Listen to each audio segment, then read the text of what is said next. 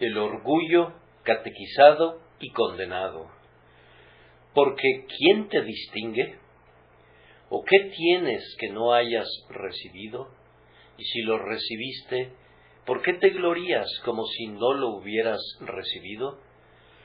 1 Corintios 4:7.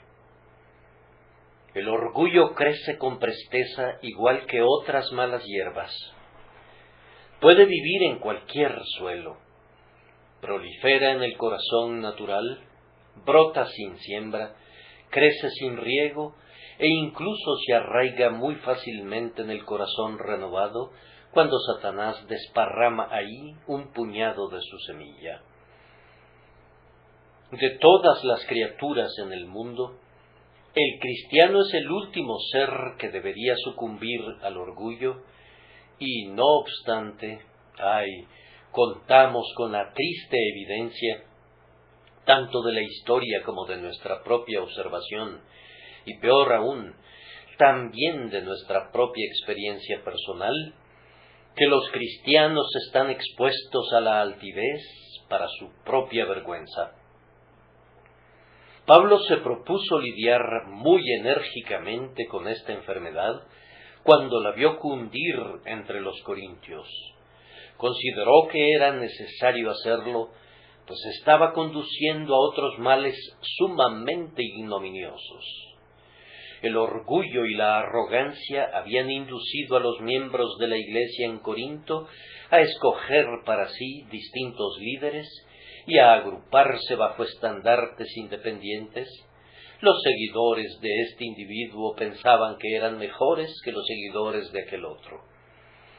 De esta forma, el cuerpo de Cristo se encontraba dividido y brotaban en la iglesia de Dios todo tipo de sentimientos indebidos, tales como celos, emulación y envidia, cuando todo debía haber sido ayuda mutua y unidad amorosa. Por tanto, Pablo acometió contra el espíritu de orgullo enérgicamente y con gran sabiduría. Pablo estaba muy consciente de que el orgullo es frívolo y superficial y que no puede tolerar un cuestionamiento honesto. Por eso lo juzgó según el método socrático y lo puso a prueba con un catecismo. En este versículo le hace 3 preguntas al orgullo y las 3 hacían un llamado a sus amigos para que, en la contemplación de sí mismos, se bajaran del nivel en que su orgullo les había permitido estar. El orgullo afirmaba: tengo tales y tales dones. Pero Pablo replicaba: ¿qué tienes que no hayas recibido? De esa forma hizo una zanja muy profunda y socavó el cimiento del orgullo que había olvidado por completo que esos dones los había recibido de Dios. Por tanto, al recordarle eso a la mente, el apóstol agarró al orgullo justo por debajo de la raíz, lo cual es siempre la mejor manera de hacerlo si se quiere destruir a una mala hierba. No sirve de nada cortar la parte superior de la verde planta, dejando la corona de la raíz que le permitiría brotar con el siguiente aguacero o con la luz que el sol le prodigara. Pero ir a lo profundo para arrancar la raíz es eficaz. Eso hizo Pablo con el orgullo, recordándoles a los presumidos corintios que los dones que poseían no eran ningún motivo de gloria, ya que los habían recibido como limosnas provenientes de la caridad de Dios. El procedimiento de Pablo también ilustra otra verdad, es decir, que el orgullo es siempre inconsistente con la verdadera doctrina del Evangelio.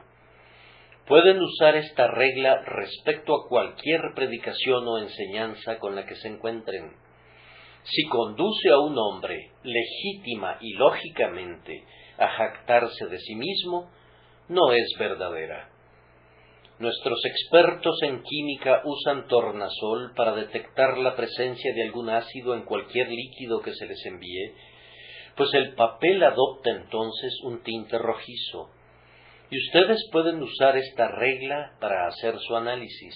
Cuando una doctrina los ponga rojos de orgullo, entonces contiene el ácido de la falsedad.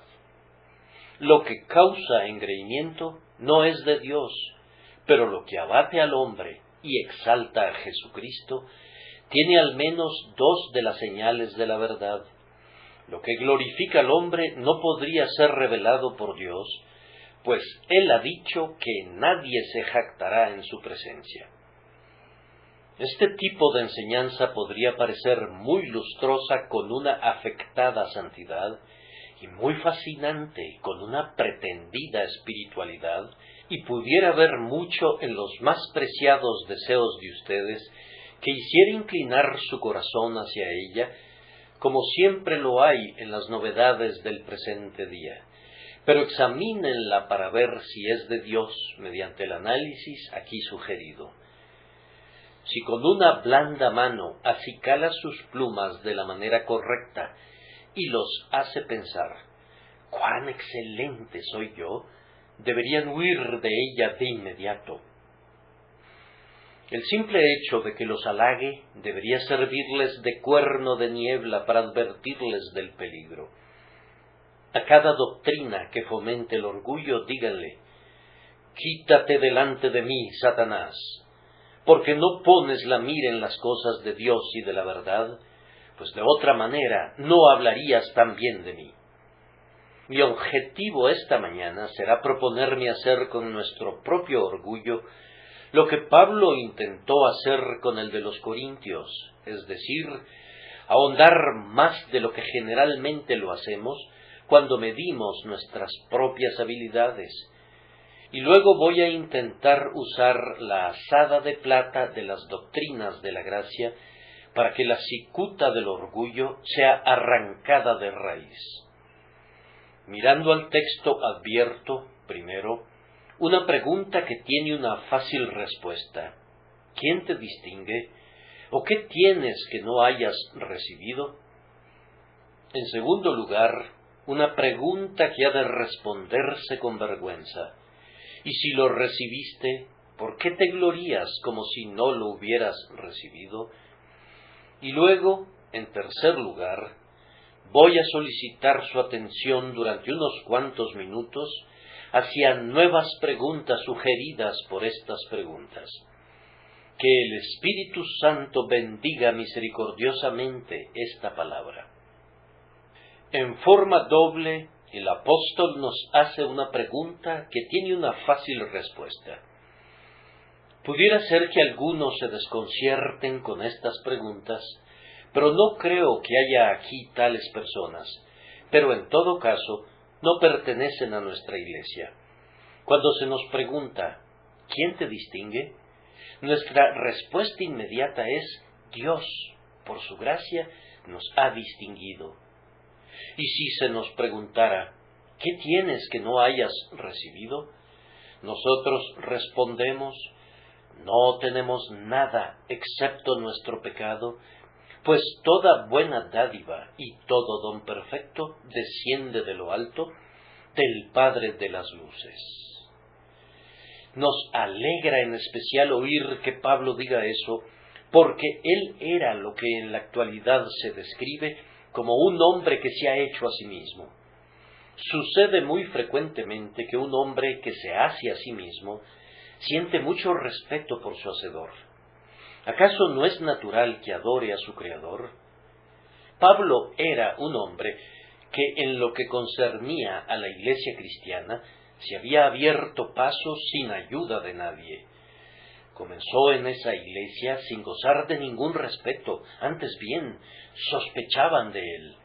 Los hermanos se habían enterado de que perseguía a los santos, por lo que al principio estaban renuentes a recibirlo. Su nombre era un terror antes que un placer. Pero Pablo, con su elevado espíritu, con su consagrado ardor, con su infatigable diligencia, con ese sorprendente valor que le caracterizaba y sustentado, por supuesto, por la gracia de Dios, Comenzó a destacar hasta que pudo reclamar honestamente y sin ningún egoísmo que él no había sido en nada inferior a aquellos grandes apóstoles, aunque, dijo, nada soy. Pablo era un hombre que no había alcanzado una eminente posición por haber sido llevado como por la cresta de una ola. No se había despertado una mañana para descubrirse famoso, sino que había empleado todos sus poderes en la lucha por la vida y había trabajado con persistente energía año tras año. Cuando perseguía a los santos de Dios, lo hacía en la ignorancia, en la incredulidad, pensando que le prestaba un servicio a Dios. Y a lo largo de toda su vida bastaba que supiera que algo era recto para que luchara por ello. Había sido guardado del egoísmo y del engaño. Había sido un hombre intensamente activo, resuelto y de alma elevada, y completó una gran obra en su vida que todavía ejerce su influencia en la Iglesia. Y con todo, Pablo mismo no tenía nada de qué gloriarse. El testimonio que ofrece de su propia deuda para con la gracia de Dios es tan claro y fue repetido tantas veces que no podemos interpretarlo mal. Pablo dice claramente, por la gracia de Dios soy lo que soy. Consideraba su propia justicia como algo sin valor y sólo deseaba ser encontrado en Cristo, vestido en la justicia que es de Dios por la fe. ¿Nos estamos dirigiendo hoy a alguien que se haya hecho a sí mismo, tal como el mundo llama a los individuos que se han destacado? ¿Has asumido tú el crédito, querido amigo, por tu éxito en la vida? ¿Te ufanas de haber ascendido por tus propios esfuerzos? Entonces abandona tal jactancia y en el espíritu del apóstol hazte la pregunta, ¿quién te distingue? ¿O qué tienes que no hayas recibido? Nuestra pregunta es de fácil respuesta, ya sea que se aplique a los dones naturales o a los espirituales. Hay una tendencia a jactarse en los dones naturales, pero si se nos preguntase al respecto, debemos dar la evidente respuesta que si poseemos dones naturales, no es algo que se deba a nosotros, sino que son un don de Dios. Algunos dones nos llegan como resultado del nacimiento, y por supuesto, en ese asunto no tenemos nada que ver. Tal vez nacimos de padres cristianos, y debemos estar siempre agradecidos por ese linaje. Preferimos que nuestros padres se cuenten entre los santos de Dios que entre los pares del reino. Pero, hermanos, ciertamente seríamos necios si nos jactáramos de ancestros piadosos, ya que nosotros no los elegimos. Hijos de padres piadosos, ustedes no pueden mirar con desdén ni siquiera a los de vil cuna, pues a semejanza de ellos, ustedes no tuvieron nada que ver con su nacimiento. Algunos tienen fortaleza física de nacimiento. Siempre me ha parecido algo muy desatinado que un hombre se gloríe de su fuerza animal, pues no puede haber ningún mérito en ello, y sin embargo hay algunos que lo hacen. Algunos se jactan abundantemente de la potencia de sus fornidos miembros y de sus poderosos músculos. Aunque el Señor no se complace en la agilidad del hombre, con todo, algunos consideran algo muy maravilloso poder saltar más o correr más rápido que sus semejantes. Oh, atleta, aunque seas tan fuerte como Sansón, o tan ligero de pies como Asael, ¿qué tienes que no hayas recibido? Si hubieras nacido con una tendencia a sufrir de tisis o con cualquier otra debilidad hereditaria, ¿habrías podido evitarlo? Y ahora que eres fuerte, has de ser elogiado más que un caballo o una máquina de vapor. Lo mismo es válido con respecto a la belleza de una persona, que es con demasiada frecuencia el origen de la vanidad. Debido a eso, la belleza es con frecuencia una trampa. ¿Qué importa si tus rasgos han sido delicadamente cincelados? ¿Qué importa si tus ojos son brillantes como la mañana y tu rostro hermoso como el lirio? ¿Qué importa si hay un encanto en cada una de tus miradas? ¿Qué has aportado tú de todas esas cosas por las que debas alabarte? Jezabel era también de hermoso aspecto, y ha de ser alabada. ¿Acaso tu belleza no es un don de Dios?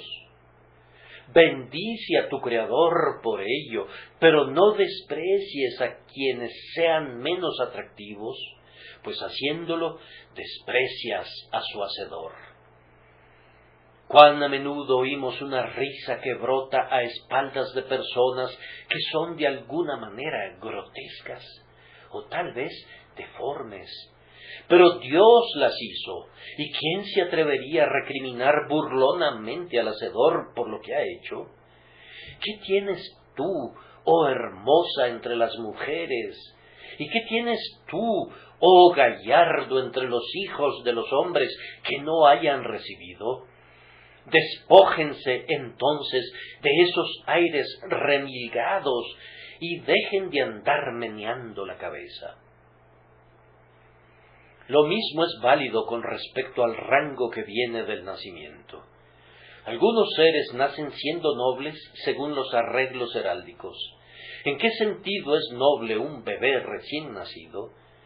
¿Puede la verdadera nobleza surgir de algo que no sea el carácter personal? Sin embargo, ellos nacen con la reputación de nobleza y son considerados con respeto de inmediato. ¿Acaso no son nuestros futuros gobernantes? Sin que se debiera a ningún acto o merecimiento, o a ningún talento o heroísmo propios, algunos son colocados arriba de otros como si fuera por accidente, o más bien por el soberano decreto de la providencia. ¿Por qué entonces habrían de gloriarse en lo que es tan puramente el resultado de un don? Oh, tú que eres grande y honorable entre los hombres, ¿qué tienes que no hayas recibido? Camina en humilde delicadeza y vive con verdadera nobleza de carácter y convierte así tu rango en una bendición. Hermanos y hermanas, cuánto estamos endeudados todos nosotros por el nacimiento, por el cual nos atribuimos el crédito. Tal vez no hayamos caído nunca en las inmoralidades más viles, pero no lo habríamos hecho rápidamente si hubiéramos estado apretujados en espacios en donde la decencia lucha por existir, o si hubiéramos sido forzados a dar nuestras caminatas en senderos donde la blasfemia y el vicio contienden con la ley y el orden sin que puedan ser sometidos. Si hubiéramos tenido ante nosotros el peor en vez del mejor de los ejemplos, ¿qué no hubiéramos podido ser? Tal como son las cosas, ya hemos pecado lo suficiente, pero que no hayamos pecado más, podría atribuirse en gran medida a que comenzamos la vida bajo circunstancias más bien favorables que a cualquier conducta meritoria de parte nuestra. A este respecto, ¿qué tenemos que no hayamos recibido? Dale gracias a Dios porque has sido honesto, pero habrías podido ser un ladrón si tu padre hubiera sido uno. Alégrate porque has sido casto y modesto, tal vez no lo serías si hubieras estado rodeado de otro entorno. En este momento eres respetado y reconocido y conduces rectamente tu negocio. Si hubieras sido tan pobre como otros, habrías podido ser tentado a realizar unas transacciones tan sucias como las que son imputables a ellos.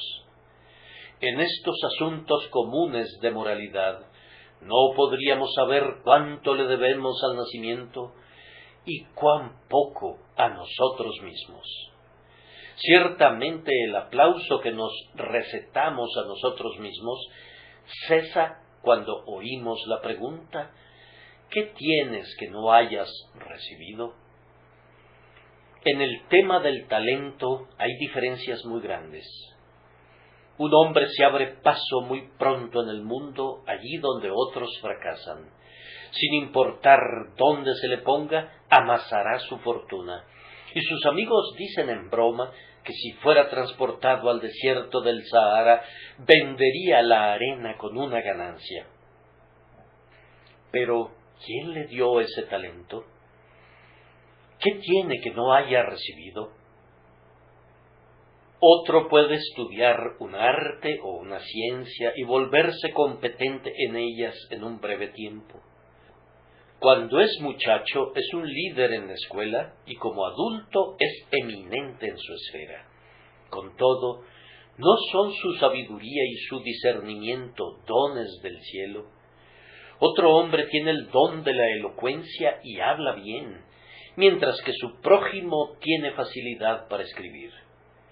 Por cualquiera de esos dones, un hombre puede experimentar tal contentamiento que pronto se puede volver presumido, pero la verdad que nuestro texto enseña debería prevenir siempre esa insensatez.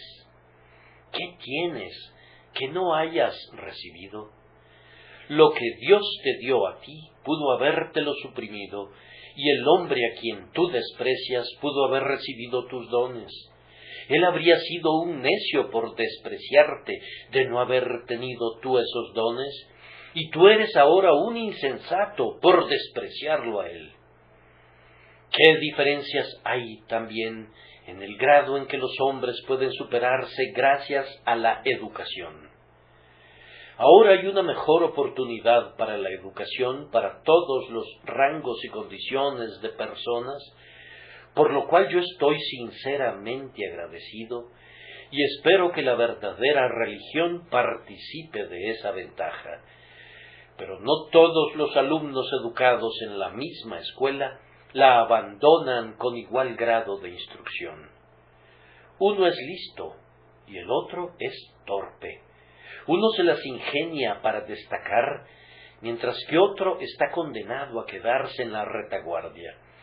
Independientemente de que la diferencia radique en la conformación original del hombre, o que sea el producto de una enseñanza distinta, el resultado tiene que estar sujeto de igual manera al agradecimiento para con Dios, pues si es el talento natural o es la excelente educación, ambas cosas son un don.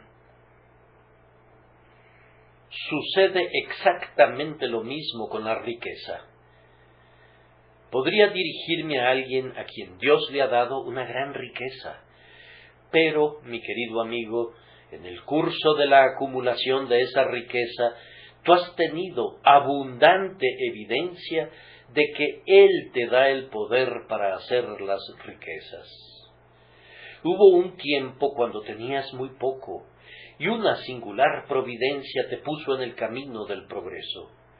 Ha habido momentos también cuando un ligero giro en la balanza te habría enviado a la bancarrota, pero los mercados cambiaron su tendencia y lograste evadirla.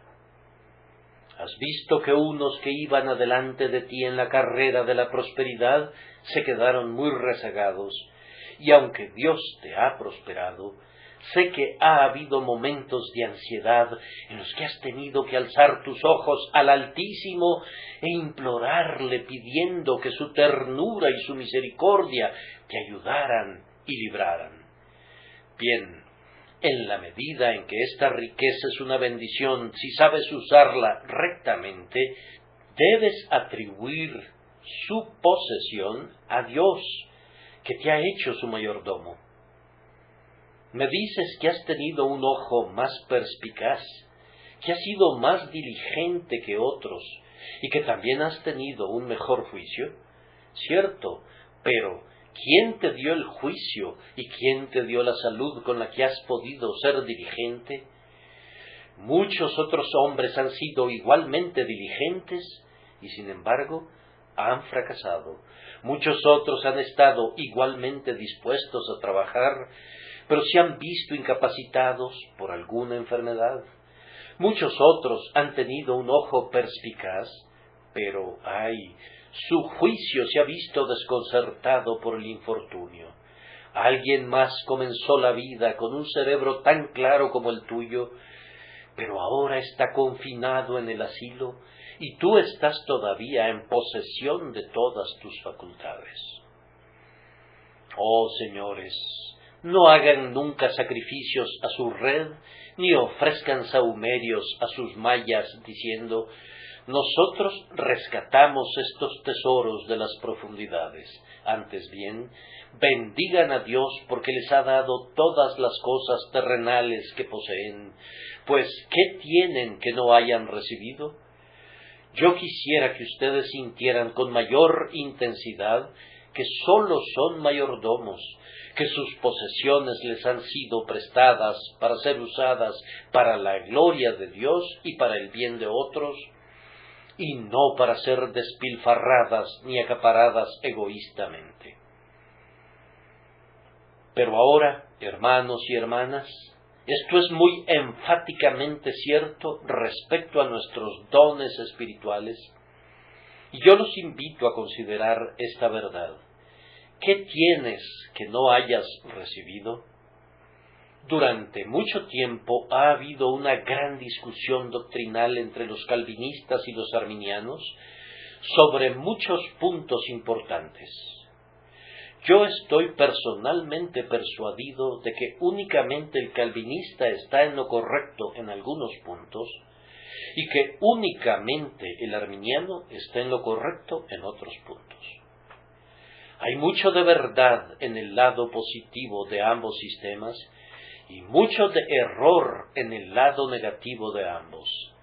Si se me preguntara, ¿por qué es condenado un hombre?, yo respondería como respondería un arminiano: él se destruye a sí mismo. Yo no me atrevería a colocar la ruina del hombre a la puerta de la soberanía divina. Por otro lado, si se me preguntara ¿por qué es salvado un hombre?, sólo podría dar la respuesta calvinista: él es salvado por medio de la gracia soberana de Dios y no por sí mismo en lo absoluto. Yo no soñaría en atribuir la salvación al hombre mismo en ninguna medida. De hecho, no he encontrado que a ningún cristiano le interese contender con un ministerio que contenga estas dos verdades en proporciones justas. Los encuentro dando coces contra las inferencias que se supone que se derivan de uno o de otro de esos sistemas, y algunas veces los veo dando voces innecesariamente para reconciliarlos. Pero las dos verdades juntas, como regla, se recomiendan a la conciencia, y me siento seguro de que si pudiera presentarlas a ambas esta mañana con igual claridad, me ganaría el asentimiento de la mayoría de los cristianos. En este momento, sin embargo, tengo que limitarme a la declaración de que toda la gracia que tenemos es un don de Dios para nosotros, y confío en que nadie suponga, por tanto, que niego el otro lado de la pregunta. Yo creo con toda certeza que no hay nada bueno en nosotros, excepto lo que hemos recibido. Por ejemplo, nosotros estábamos muertos en delitos y pecados, y fuimos revividos a la vida espiritual. Hermanos míos, ¿brotó esa vida de las costillas de la muerte? ¿Engendró el gusano de nuestra corrupción la simiente viva de la regeneración? Sería absurdo pensarlo. Alabado sea Dios por su gran amor con que nos amó, aun cuando estábamos muertos en el pecado, que lo condujo a vivificarnos por su gracia. Nuestros múltiples pecados han sido perdonados, totalmente perdonados. Hemos sido limpiados por medio de la sangre preciosa de Cristo. ¿Lo merecíamos? Dice alguien que profese ser cristiano, por un solo instante, que merecía el rescate pagado por Cristo y que merecía el perdón de su pecado. Siquiera imaginar eso sería una blasfemia monstruosa. Oh, no, por gracia sois salvos por medio de la fe, y esto no de vosotros, pues es don de Dios, no por obras para que nadie se gloríe. Dios nos perdonó gratuitamente. No podría haber existido ninguna cualidad en el pecado que hubiera podido originar el amor perdonador. Tuvo misericordia de nosotros porque quiso tener misericordia de nosotros, no porque pudiéramos exigir nada de su mano. Querido amigo, todo lo que te distinga del pecador común es un don de la gracia de Dios para ti. Tú sabes que lo es. ¿Tienes fe en Cristo? Sí, pero ¿no obró el Espíritu Santo esa fe en ti? ¿No suscribes gozosamente la doctrina de que la fe es producto de la operación de Dios? Tú tienes arrepentimiento del pecado, pero ¿fue el arrepentimiento algo natural en ti? ¿No lo recibiste de aquel que es exaltado en lo alto para dar arrepentimiento? ¿Acaso no es tu arrepentimiento un don suyo? Ciertamente, dirá alguien, pero el mismo Evangelio fue predicado a otros así como a nosotros. Precisamente así es. Tal vez el mismísimo sermón, que fue el instrumento de tu conversión, dejó impasibles a otros. Entonces, ¿en qué consistió la diferencia? ¿Acaso respondes, nosotros quisimos creer en Jesús? Eso es verdad. Una fe renuente no sería ninguna fe. Pero ¿quién influenció tu voluntad? ¿Fue influenciada tu fe por una mejor condición de tu naturaleza por la que pudieras reclamar algún crédito? Por mi parte, rechazo con aborrecimiento una idea de esa naturaleza. ¿Acaso replicas? Nuestra voluntad fue influenciada por nuestro entendimiento y nosotros elegimos lo que reconocimos como lo mejor. Sí, pero ¿quién iluminó tu entendimiento? ¿Quién te dio la luz que iluminó tu mente para que eligieras el camino de la vida? Oh, dices tú, pero nuestros corazones estaban enfocados a la salvación y los corazones de los demás no lo estaban. Eso también es cierto, pero entonces, ¿quién hizo que tu corazón se enfocara en esa dirección? ¿Quién fue el que tomó la iniciativa? ¿Fuiste tú o fue Dios? Ahí está la pregunta, querido hermano mío, y si te atreves a afirmar que en el asunto de tu salvación tú fuiste el que tomó la iniciativa, me veo imposibilitado de entenderte y yo espero que haya pocas personas que compartan tu creencia. Jesús no es el alfa para ti. Tú no lo amas debido a que Él te amó primero. Evidentemente, tú no has sido convertido, ni has sido cambiado en absoluto, sino que tú mismo te cambiaste. Tú no eres una nueva criatura, sino que tú eres tu propio nuevo creador. ¿Quieres ver eso mismo realizado en los demás? ¿Por qué, entonces, actúas como lo haces? ¿Por qué le pides al Señor que cambie a otros si crees que Él no te cambió a ti? ¿Oras al Señor pidiéndole que convierta a tus hijos? ¿Por qué lo haces? Si a ellos les corresponde tomar la iniciativa para dar el primer paso, ¿por qué oras a Dios pidiéndole por ellos? Ah, dice alguien, Dios no debe hacer acepción de personas. Yo te pregunto de nuevo, ¿por qué oras por tus hijos? Tú le pides a Dios que haga algo indebido al pedirle que bendiga a tus hijos dándoles preferencia sobre otras personas, si fuera cierto que Él está obligado a no hacer acepción de personas. En la práctica estos sentimientos no se sostienen. El hombre que sabe que el Espíritu Santo fue primero en sus operaciones sobre la mente y que reconoce a Cristo Jesús como el alfa y la omega de su salvación, es el hombre que puede ir al Señor válidamente y orar por la conversión de este individuo o de aquel otro, y con seguridad también dará toda la gloria a Dios por su salvación y engrandecerá y bendecirá la gracia del Altísimo. Tal vez, querido hermano mío, haya una diferencia entre tú y otros santos. Yo estoy seguro de que hay una razón de que algunos santos eclipsen a otros, pues algunos profesantes son seres dignos de lástima en verdad. Bien, hermano, tú tienes muchísima más fe que otros. ¿Dónde la obtuviste? Si la recibiste de cualquier otra fuente que no sea Dios, será mejor que te deshagas de ella. Amado hermano, tú tienes más gozo que otros y posiblemente te sientas avergonzado de tus prójimos cristianos que dudan tanto y que están tristes. Ten cuidado de no volverte vano por tu gozo y recuerda que si tu gozo es verdadero, lo recibiste del Señor. ¿Eres más útil que otros?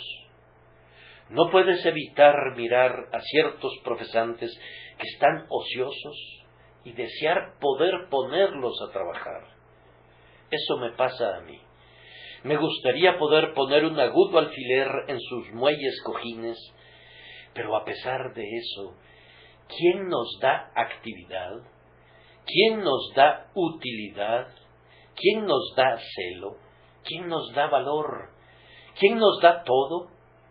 Si tú, querido amigo, experimentas tal condición que comienzas a susurrarte, he aumentado mis dones y mis gracias muy notablemente y estoy prosperando sumamente bien en las cosas espirituales, pronto tendrás que descender de esos lugares altos. Aunque tú me demostraras que tu buque está registrado en la categoría de más alta calidad, yo no navegaría contigo, hermano, pues me temo que tu altivo buque tentará a la tempestad. Yo preferiría navegar con algún pobre cristiano cuyo deteriorado barco se iría a pique si Jesús no estuviera a bordo, pues estoy persuadido de que es seguro. Bienaventurado el hombre que siempre teme a Dios.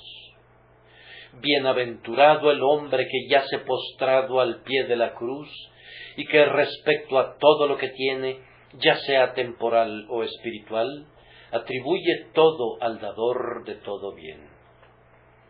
Ahora debemos pasar a pensar brevemente en el segundo punto. He aquí una pregunta que ha de ser respondida con vergüenza. ¿Y si lo recibiste, por qué te glorías como si no lo hubieras recibido? Si alguno de nosotros ha caído en la vanagloria, y todos nosotros lo hemos hecho de alguna manera, debe responder esta pregunta con confusión de rostro. Hermano, hermana, ¿se han gloriado en cualquier cosa que hayan recibido?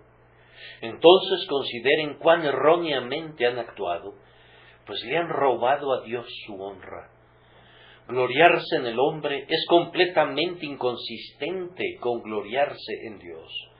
Estén seguros de que cada partícula de alabanza que nos asignamos a nosotros es sustraída proporcionalmente de los ingresos del Rey de Reyes. ¿Robará el hombre a Dios? ¿Robará a Dios un hombre redimido? ¿Robará a Dios un pobre pecador arrebatado de las fauces de la muerte y del infierno por una misericordia inmerecida? Señor, ten piedad de nosotros. Cuando nos jactamos, también abandonamos nuestra verdadera posición, y los cristianos deberían avergonzarse de estar en cualquier lugar excepto en la verdad. Cuando confieso que soy débil e indefenso y atribuyo todo lo que tengo a la gracia, entonces estoy en la verdad. Pero si recibo, aunque sea la más remota alabanza para mí, estoy en la mentira. Que el Señor tenga misericordia de nosotros si nos hemos atrevido a ser falsos en su presencia. Recordemos también que siempre que nos valoramos altamente, infaliblemente estimamos menos a nuestro Señor.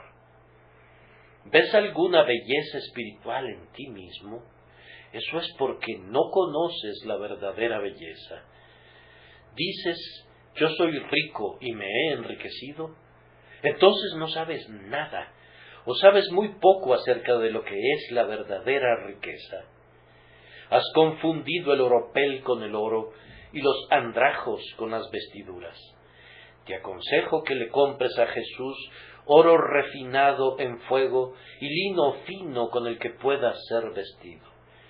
Puedes estar seguro de que nuestro juicio es muy parecido a una balanza. Si Cristo sube, el ego baja, y si el ego sube, Jesús decae en nuestra estimación. Nadie pone un alto precio al ego y a Cristo a la vez. Entre más asombren tus glorias mis ojos, más humilde seré. Es una regla que no tiene excepción. Además, si ustedes y yo nos hemos gloriado en lo que poseemos, hemos subestimado a nuestros hermanos cristianos, y ese es un gran pecado. Ellos son muy amados por Jesús, y Él considera preciosa inclusive su muerte. Mirad que no menospreciéis a uno de estos pequeñitos que creen en mí. Pero si nos sobreestimamos, la consecuencia natural es que subestimamos a los demás. He pensado alguna vez, soy un hombre rico y estos pobres seres, aunque sean buenos cristianos, son unos nadies comparados conmigo. Yo tengo una mayor relevancia en la iglesia. Ya que tengo una medida de talento, he concebido que esos santos y esas santas que no pueden hablar a favor de Cristo no tienen gran relevancia. ¿O he opacado a los jóvenes debido a mi mayor edad y debido a que soy un cristiano experimentado y he dicho, solo son un grupo de muchachos y muchachas? ¿Es esa la forma de hablar acerca de quienes fueron comprados con la sangre de Cristo y son miembros del cuerpo de Cristo? No nos servirá de nada despreciar al santo más humilde. Yo pienso que Cristo mira con especial deleite a muchos que están ahora en un segundo plano y que son metidos con una pala en cualquier hoyo o rincón, y los pondrá de primeros cuando Él venga. En verdad os digo que hay postreros que serán primeros y primeros que serán postreros. Además, el honrarnos a nosotros mismos nos saca del rumbo correcto en cuanto a nuestros dones y nos hace olvidar que estas cosas las recibimos solamente como un préstamo para ser usadas en el servicio a nuestro Señor. Se requiere de los mayordomos que sean encontrados fieles, no que se jacten y que se vistan elegantemente con los bienes de su Señor. Tenemos demasiado por hacer para permitirnos la jactancia. Vean a aquel soldado que acaba de recibir su armadura y su casco. Acaba de iniciar su servicio. Miren con qué placer contempla su atractivo rostro reflejado en su coraza. Cuánto admira su penacho de plumas. Piensa cuán grandioso se verá en ese atuendo. Mi querido amigo, todo este tiempo se te ha olvidado que lo que te espera es usar esas cosas en lo recio del combate, donde estarán expuestas al golpe de la espada, y tú no consideras eso. No queremos ver tu galante apariencia, sino tu valor. Cuando un hombre se exalta a sí mismo por lo que posee, no actúa como debería hacerlo un soldado de la cruz. Aquí vamos a intercalar una o dos ilustraciones. Hay una tendencia en algunos a exaltarse a sí mismos porque Dios les ha asignado algún oficio. Son ministros, diáconos, ancianos, superintendentes o cualquier otra cosa. ¡Qué aires de poder se dan! Parecieran haber aprendido de memoria este texto, honor a quien honor merece, y parecieran haber visto una referencia personal en él. ¿No han visto nunca a los lacayos de los príncipes cuando representan el papel de un gran hombre? Son a menudo unas maravillas de la naturaleza y del arte. Yo estaba admirando, con toda la debida referencia, a uno de ellos el otro día. La contemplación de su pompa me dejó bastante pasmado, pues era muy primoroso de ser contemplado. Yo estoy seguro de que su regio señor no era para nada tan impresionante, y ciertamente no habría podido ser tan pomposo ni tan aristocrático. Mientras yo lo contemplaba con la debida reverencia y asombro, alguien comentó cruelmente: ¡qué lacayo! Una observación sumamente irreverente y, sin embargo, muy natural. Hermanos míos, siempre que actuemos como si fuéramos muy importantes, solo porque tenemos puestos nuestros mejores vestidos, y seamos ministros, o diáconos, o ancianos, no faltará quien nos llame también lacayos. Tal vez no lo hagan exactamente con las mismas palabras, pero sí con un lenguaje por el estilo. No nos expongamos a un desprecio así, y si lo hiciéramos alguna vez, debemos ser censurados de inmediato por el recuerdo de lo que hemos visto en otros. Algunos persisten en jactarse por su experiencia. Eso también es vanidad. Supongan que alguien aquí presente, que fuera un gran caminante, hubiera atravesado los Alpes y hubiera recorrido Europa. Y aquí tenemos su bastón, que se jacta de la siguiente manera: yo soy el bastón que más ha viajado en toda la creación. He golpeado la escarpada frente de los Alpes y me he bañado en el Nilo. Bien, le dirá alguien, pero donde quiera que ha sido llevado por un poder que no está en ti. Entonces el hombre que se jacte de su experiencia debe recordar que en los senderos de la paz él no ha ido a ninguna parte excepto a donde la mano del Señor lo ha conducido. Él no ha sido sino un bastón en las manos de Dios, y debería ser agradecido y nunca ser orgulloso. El otro día me encontraba en un hermoso jardín, sobre unas rocas donde crecen las más escogidas flores y plantas tropicales. En contraste, a su alrededor, las otras rocas estaban desnudas y había escasos rastros de vida vegetal. Ahora, supongan que ese jardín fuera orgulloso y se jactara de su fertilidad. La respuesta sería: cada canastada de tierra tuvo que ser transportada hasta ti, y tú no producirías ahora ningún fruto si no fuera por la corriente de agua que está conectada y que circula a través de tantos pequeños laberintos y que riega a la raíz de cada planta que tú produces. Si te dejaran solo, serías otra vez una roca en unos cuantos meses. Que el diseñador del jardín se regocije entonces de su trabajo, pero el propio jardín no puede gloriarse. Esto es lo que sería el más fructífero creyente si Dios lo dejara solo, una roca estéril, un yermo. Supongan que yo me dirigiera a algún cristiano que es feliz y dichoso y alegre, y que recibe unos exquisitos bocadillos que le son enviados a su casa por las promesas, unas preciosas palabras de la Escritura aplicadas a su corazón. Querido amigo, tiendes a pensar que hay algo especialmente bueno en ti porque obtienes todas estas notables deleitaciones. Entonces permíteme que desengañe a tu mente. Es tu debilidad la que te consigue esos favores. Cuando estás hospedado en un hotel, observas que a ciertas personas les envían los alimentos a su habitación. ¿Por qué? Eso se debe a que están enfermas. Si estás sano, pasa al comedor del hotel con el resto de los huéspedes. Pero si estás enfermo, te envían tus alimentos a la habitación y tú pagas por esa atención extra. Esos mismos consuelos que Dios te da deberían hacerte inquirir si no hay algo fuera de lugar contigo, y en vez de pensar que eres fuerte y sano, deberías analizar para ver si no hay alguna debilidad que el Señor, en su misericordia, quiere suprimir por medio de los redoblados consuelos que te da. Nada en el mundo debería ser motivo de autoexaltación.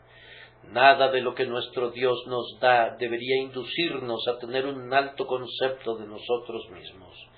Desciende, hermano, desciende, y entonces subirás.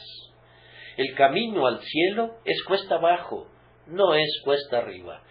Así como Cristo bajó a la tumba para resucitar y llenar todas las cosas, así debes ir tú a la cruz, bajar a la tumba del yo, ser enterrado con Cristo, aprender el significado de tu bautismo y hacer realidad el hecho de que estás enterrado con Él para todo el mundo y para ti mismo también, pues sólo así puedes subir a la plenitud de una vida nueva.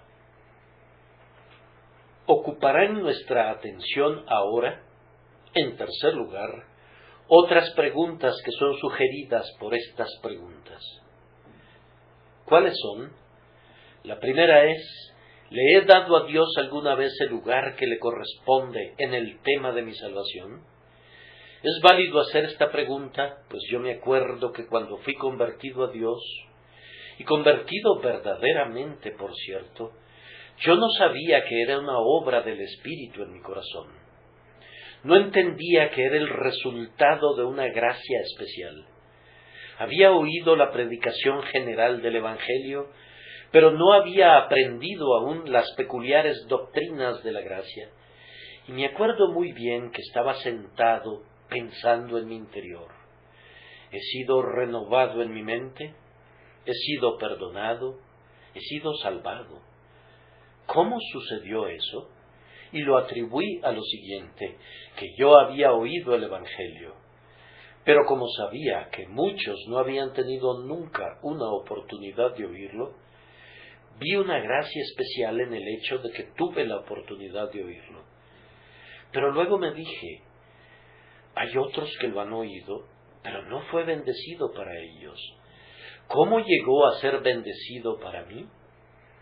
Y reflexioné por unos instantes que pudiera haber sido algo bueno en mí lo que hizo que el Evangelio me fuera benéfico, y si así era, yo merecía recibir el crédito por ello.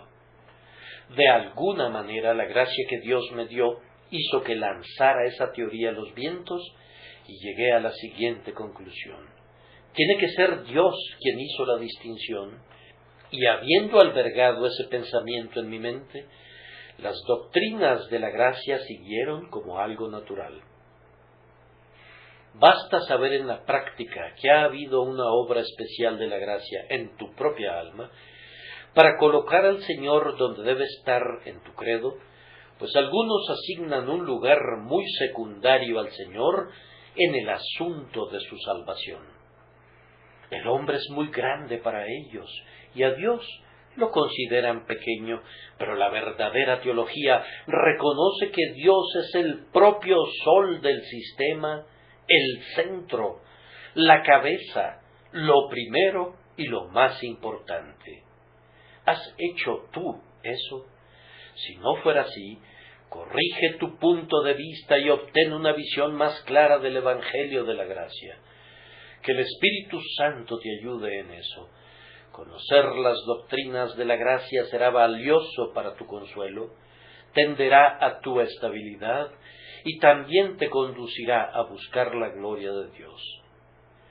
La siguiente pregunta es, ¿tengo yo esta mañana un espíritu de humilde gratitud?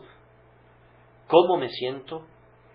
Tomo la misericordia de Dios como algo natural y considero a mis propios dones sin sentir ninguna gratitud. Entonces actúo como las bestias que perecen, pero debo orar esta mañana pidiendo que una gratitud humilde y modesta gobierne diariamente mi espíritu.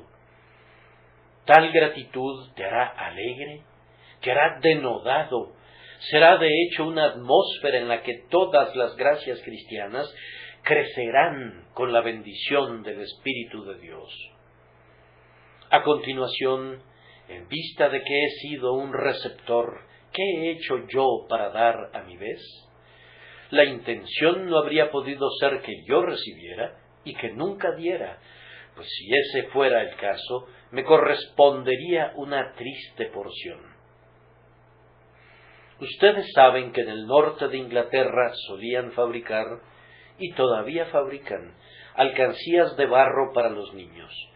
Pueden meter lo que quieran allí, pero ya no lo pueden sacar sin quebrar la alcancía, y hay personas de ese tipo entre nosotros.